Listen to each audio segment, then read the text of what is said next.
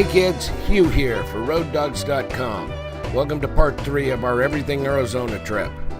After a nice night in Jerome, Lynn and I were ready to hit the road. We are not heading out as early as normal because we got breakfast as part of the fee for the room.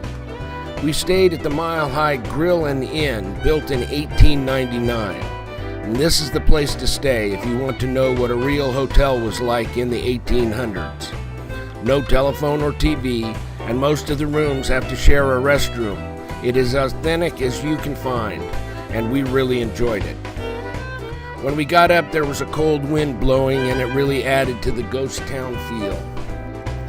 Today we are off to Phoenix, and while there's a lot to do there, I thought we would do something a little different today. As many of you know, I have a background in architecture and design, and since the Phoenix-Scottsdale area was home to both Lloyd Wright and Paolo Soleri, two great architects, I thought it would be fun to visit their homes and compare the results of their visions for architecture and the environment. Both men had the goal of blending man's environment seamlessly with nature, and their ideas still play a major role in both art and architecture and contribute heavily to the current green movement of today.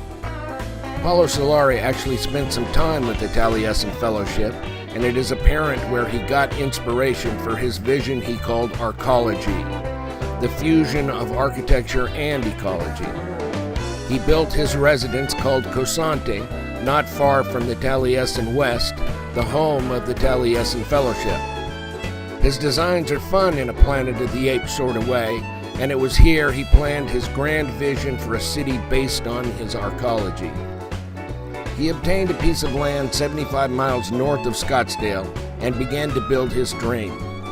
Unfortunately, he was a dedicated socialist and against any corporate help or commercialization of the project. And while he set it up similar to the Wright Foundation, where he charged students to come and learn, it was an extremely limited cash stream.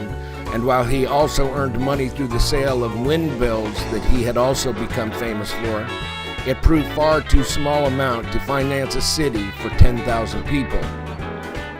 I first visited here in 1982, 12 years into the project, and as a young designer walked away inspired on what the project was supposed to be. And I have visited many times over the years. But I must say that the execution of the dream has been very disappointing, and these days, instead of being inspired, a visit here nearly brings me to tears.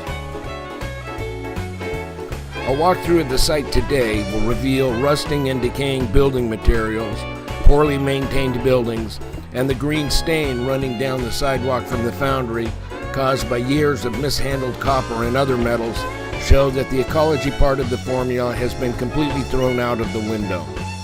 It has become one more example of why socialism fails time and time again, and the feel of the project is more like a hippie commune from the 70s rather than being a clean and green city of tomorrow in harmony with nature. It is more like the junky neighbor you wish would move. In direct contrast, we have Lloyd Wright, considered by many to be the greatest architect that ever lived, and that view was shared by Wright himself. He was in no way a socialist, and instead believed in having many rich clients that could afford his designs. He came to Arizona in the 1930s and built Taliesin West. He called it his desert laboratory, and has since educated scores of architects and designers through his fellowship.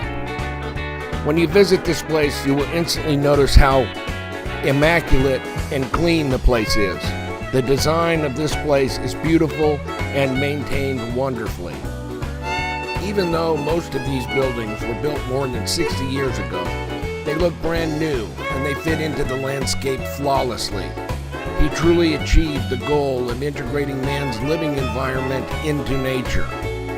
The feeling you get walking through Taliesin is comfortable and awe-inspiring, and you will walk away wishing you never had to leave.